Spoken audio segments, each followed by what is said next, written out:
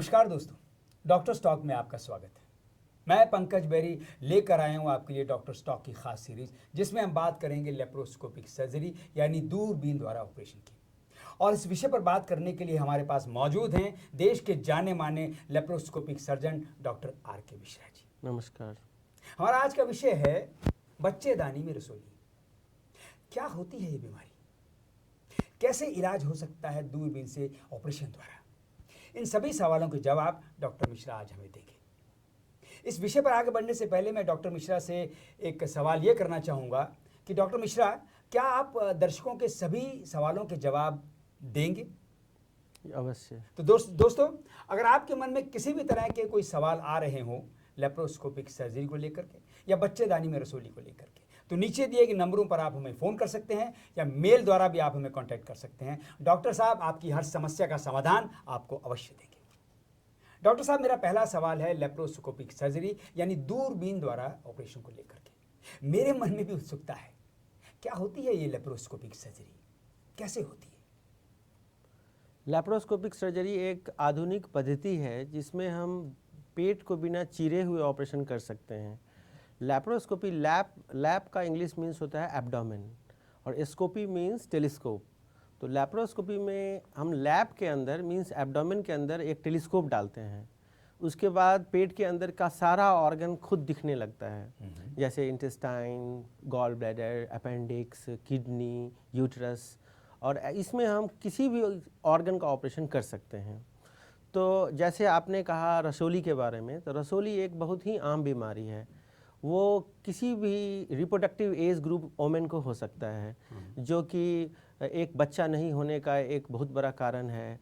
ढेर सारा ब्लीडिंग होना मेंसेस के टाइम में, ये भी बहुत बड़ा लक्षण है उसका। पहले इस ऑपरेशन से लोग इतने परेशान होते थे कि पूरा पेट चीर करके, और अक्सर ये अनमैरिड गर्ल्स को होता है जिनकी शादी भी नहीं हुई है। तो वैसे कंडीशन में उनको काफ़ी दाग हो जाता है, 20-25 टाँके लगते हैं।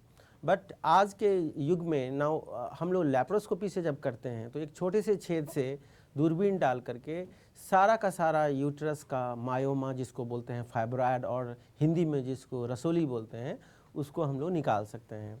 इसमें कोई दाग भी नहीं होता है, पेशेंट को उसी दिन छुट्टी मिल जाती है, ब्लड लॉस भी नहीं होता है, पेन भी नहीं होता है, और सबसे बड़ी बात है कि पेशेंट का कोई बेड रेस्ट भी नहीं होता है, रिकवरी भी फास्टर है।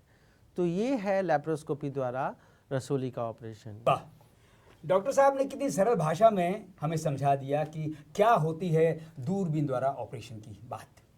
डॉक्टर साहब, बहुत से दर्शकों की मेल हमें आई है, वो हमसे सवाल कर रहे हैं कि ये जो लेप्रोस्कोपिक सर्जरी होती है, ये इसमें कितना वक्त लगता है और पेशेंट को कितना वक्त तक अस्पताल में रहना पड़ता है? लैप्रोस्कोपिक सर्जरी को करने में थोड़ा सा ज़्यादा वक्त लगता है, क्योंकि इसमें प्रिसीजन काफ़ी चाहिए और सर्जन्स का स्किल काफ़ी इम्पॉर्टेंट है। जैसे अगर आप सीधे रोड पे चल रहे होते हैं तो आपको उतनी ज़्यादा तत्परता की ज़रूरत नहीं है, लेकिन अगर आप एक पगडंडी पे चलते हैं तो you have to be careful. तो सर्जन का स्किल इम्पॉर्टेंट है, इसलिए ऑपरेशन में थोड़ा ज़्यादा वक्त लगता है, लेकिन पेशेंट्स को काफ़ी आराम है। ऑपरेशन के बाद पेशेंट उसी दिन डिस्चार्ज हो जाता है, घर जा सकता है, और उसमें पेशेंट को हॉस्पिटल में स्टे करने की ज़रूरत नहीं है, उसका घर में भी स्टे करने की ज़रूरत नहीं है। Within a week patient अपने ऑफिस जा सकता है और अपना काम शुरू कर सकता है। बहुत बढ़िया जवाब दिया डॉक्टर साहब। दोस्तों, आगे बढ़ने से पहले मैं एक बार फिर से आपको याद दिलाना चाहूँगा, अगर आपके मन में किसी भी तरह का कोई भी सवाल आ रहा है तो नीचे दिए गए नंबरों पर आप हमें फ़ोन कर सकते हैं। डॉक्टर साहब, बहुत से दर्शकों ने बहुत से सवाल किए हैं।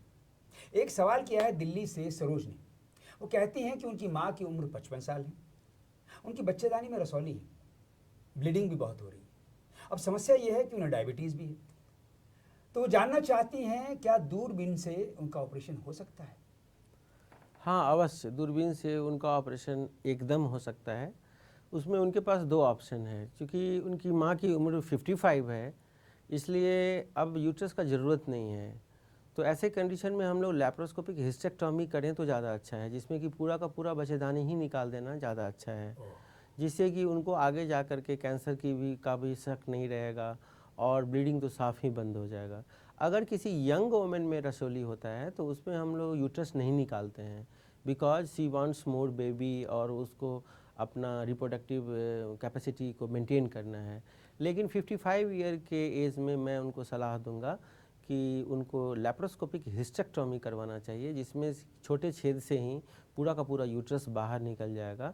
और कभी कभी उनके मन में ये सवाल उठता है कि छोटे से छेद से कैसे उतना बड़ा यूट्रस बाहर निकलेगा, तो उसमें हम लोग उसको ग्रिंड कर देते हैं। जैसे आप किचन में किसी ड्रिल मशीन से आप उसको किसी चीज़ को ग्रिंड करते हैं, या कारपेंटर जिस तरह से ग्रिंड करके छोटे छोटे टुकड़ों में निकालता है, वैसे एक इंस्ट्रूमेंट होता है जिसको मॉर्सलेटेड बोलते हैं। उससे हम लोग किसी भी साइज़ के रसोली को और किसी भी साइज़ के यूट्रस को मॉर्सलेट करके छोटे से छेद से बाहर निकाल देते हैं। एक और उनको सावधानी रखनी है डायबिटीज़ की। तो लैप्रोस्कोपी में डायबिटीज़ में कोई प्रॉब्लम नहीं है, but we have to control the diabetes. तो उनको कुछ दिन तक डायबिटीज़ की दवा खा करके ब्लड शुगर को मेंटेन कर लेना होगा, and after that surgery is possible.